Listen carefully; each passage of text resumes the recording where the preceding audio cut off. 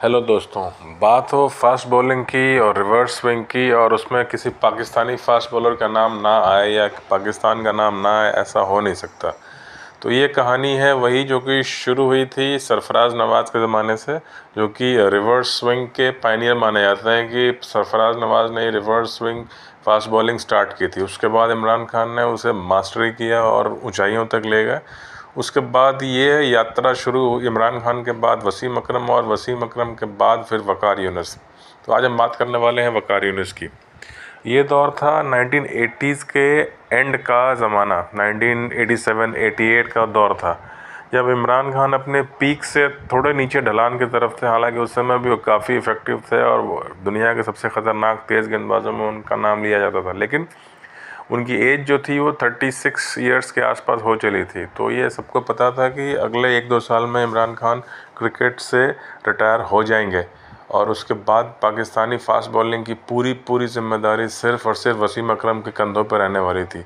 वसीम अकरम उस समय एक उभरते हुए वर्ल्ड क्लास फास्ट बॉलर थे, लेफ़्ट हैंडर। लेकिन इमरान खान के जाने के बाद वो अकेले रह जाते, इसलिए पाकिस्तानी बॉलिंग अटैक उतनी पैनी धारदार नहीं रहती। तो उस समय एक इमरान खान जैसे फास्ट बॉलर, रिवर्स स्विंग कराने वाले घातक गेंदबाज की तलाश थी।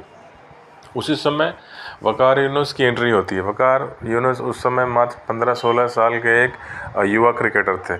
इनका जन्म 1971 में पाकिस्तान के पंजाब प्रोविंस के बूरेवाला नाम की जगह पे हुआ था, इसलिए इन्हें बूरेवाला एक्सप्रेस भी कहते हैं। इनका शुरू का बचपन कुछ दिन पाकिस्तान में बीता। बाद में हाई स्कूल तक की एजुकेशन इनकी शारजा में हुई। शारजा में इनके पिता वहाँ कॉन्ट्रैक्ट पे काम करते थे, तो वो फैमिली को लेकर शारजा चले गए। तो हाई स्कूल के आसपास तक वकार यूनुस ने शारजा में क्रिकेट खेली और वहाँ इनकी पढ़ाई लिखाई हुई। उसके बाद फिर क्रिकेट में पार्टिसिपेट, चूँकि शारजा में क्रिकेट उतनी डेवलप नहीं थी उस ज़माने में जितनी पाकिस्तान में थी, तो ये पाकिस्तान वापस आते हैं 1986-87 में। और इन्होंने यहाँ पाकिस्तान में आके फर्स्ट क्लास क्लब में क्रिकेट खेलना शुरू किया। और शुरू से ही इनकी जो है स्पीड हर किसी के नज़र में ये आने लग गई थी कि ये इस लड़के की जो स्पीड और जो एक्यूरेसी है वो बाकी बॉलर से अलग है। तो इसी दौरान एक मैच होता है और कहते हैं कि वकार यूनुस बहुत ही अच्छे एथलीट थे।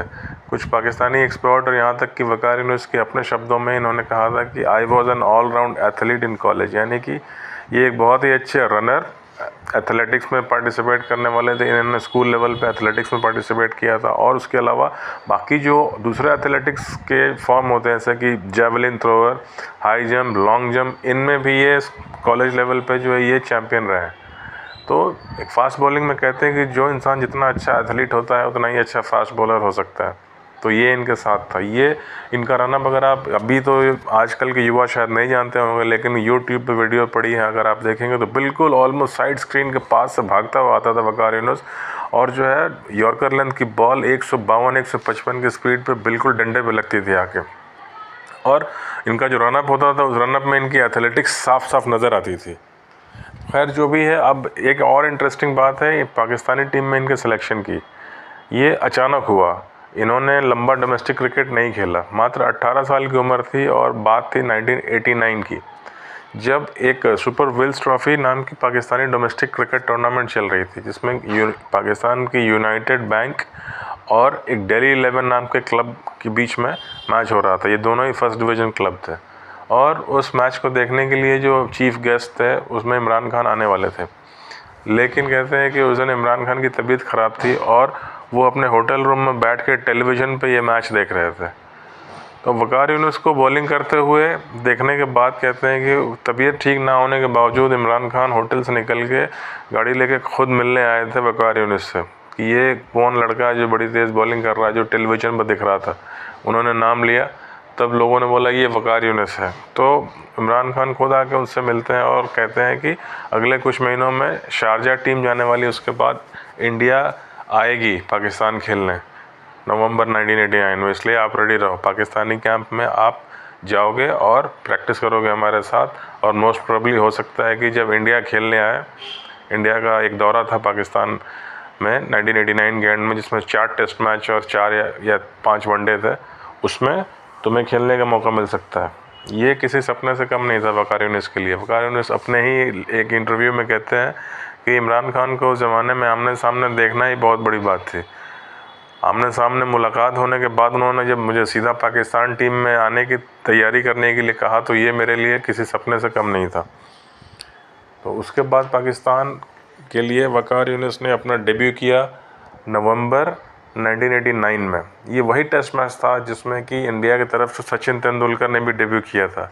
यानी वो टेस्ट मैच वकार यूनिस और सचिन तेंदुलकर दोनों का ही पहला टेस्ट मैच था, डेब्यू टेस्ट मैच।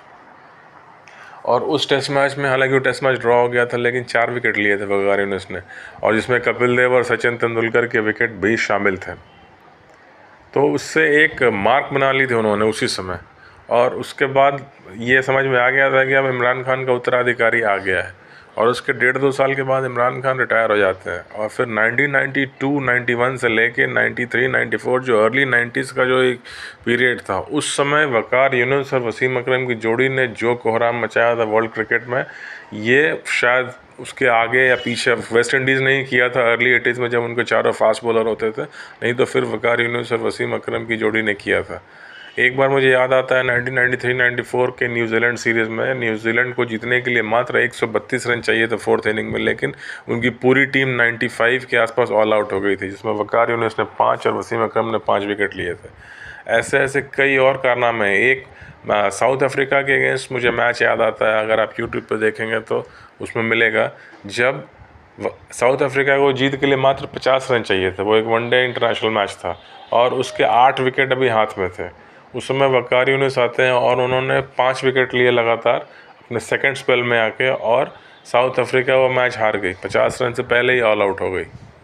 उस समय इनकी जो स्पीड थी, कहते हैं 150 किलोमीटर से ऊपर के रफ्तार पे एकदम बिल्कुल यॉर्कर लेंथ बॉल गिरती थी। एक ओवर में 4 यॉर्कर 150 की स्पीड पे, और भी रिवर्स में ऑफ स्टंप के बाहर नजर आएगी हाथ से छूटने के बाद, लेकिन जो मिडल या लेग स्टंप पे पहुंच जाएगी जब तक वो ज़मीन से टकराएगी तब तक। इसलिए ये खेलना लगभग नामुमकिन सा हो जाता था बैट्समैन के लिए। कई बार आप देखेंगे वो वीडियोज़ मौजूद हैं यूट्यूब पर, जब हाथ से बॉल छूटती है, ऑफ स्टंप के बाहर नज़र आती है और बैट्समैन के जूते के ऊपर जाके गिरती है, और बैट्समैन लंगड़ाता हुआ भागता है और LBW भी हो जाता है। इसलिए इन्हें पाकिस्तान का टो क्रशर भी कहते थे, टो क्रशर ऑफ पाकिस्तान। ये भी नाम जुड़ा हुआ है वकार यूनिस के साथ। अगर इनकी हम स्ट्राइक रेट देखें तो ये इमरान खान से और वसीम अकरम, मैल्कम मार्शल जैसे बॉलर से भी बेहतर है। डेल स्टेन के बाद सबसे ज़्यादा बेहतर स्ट्राइक रेट वकार यूनिस का ही है, उन बॉलर्स में जो इन्होंने कम से कम 350 विकेट लिए हैं टेस्ट मैच में। स्ट्राइक रेट का मतलब कि हर कितनी बॉल फेंकने के बाद आपको 1 विकेट मिलता है। वकार यूनिस का ये जो है 43 बॉल्स का ये स्ट्राइक रेट है, यानी हर 43 बॉल पे वकार यूनिस को 1 विकेट मिलता था। इमरान खान का ये जो रेशियो हो वो 51 या 52 बॉल का है। रिचर्ड हेडली का 50 बॉल का है। वसीम अकरम 53 बॉल पे 1 विकेट है। मैल्कम मार्शल 48 बॉल पे 1 विकेट है। यानी कि इन सबसे ज़्यादा खतरनाक बॉलर हैं वकार यूनिस नंबर्स के हिसाब से, क्योंकि इनकी हर 43 बॉल पे इनको 1 विकेट है टेस्ट मैच में। तो इसी से अंदाज़ा लगा सकते हैं कि इनकी बॉलिंग का लेवल क्या रहा होगा, जिसकी strike rate Imran Khan, Richard Hadlee, Malcolm martial जैसे या एंडी रॉबर्ट्स, माइकल होल्डिंग जैसे बॉलर्स से भी बेहतर थी। और आंकड़े भी यही बताते हैं, मात्र 87 टेस्ट मैच में इन्होंने 373 विकेट लिए हैं, और जबकि वनडे में ये 262 वनडे इंटरनेशनल में 416 विकेट लिए हैं। टेस्ट मैच में इन्होंने 22 बार 5 विकेट एक इनिंग में और 5 बार 10 विकेट एक मैच में लेने का कारनामा किया है। उसी ढंग से 13 बार इन्होंने वनडे इंटरनेशनल में एक इनिंग में 5 विकेट लिए थे, जिसमें से कि एक हैट्रिक भी शामिल थी। तो मेरे वीडियो में फ़िलहाल इतना ही। एक इतिहास था, एक कहानी थी एक और महान फास्ट बॉलर की, जिसके बारे में आज की युवा पीढ़ी शायद कम जानती होगी, इसलिए मैंने ये वीडियो बनाया।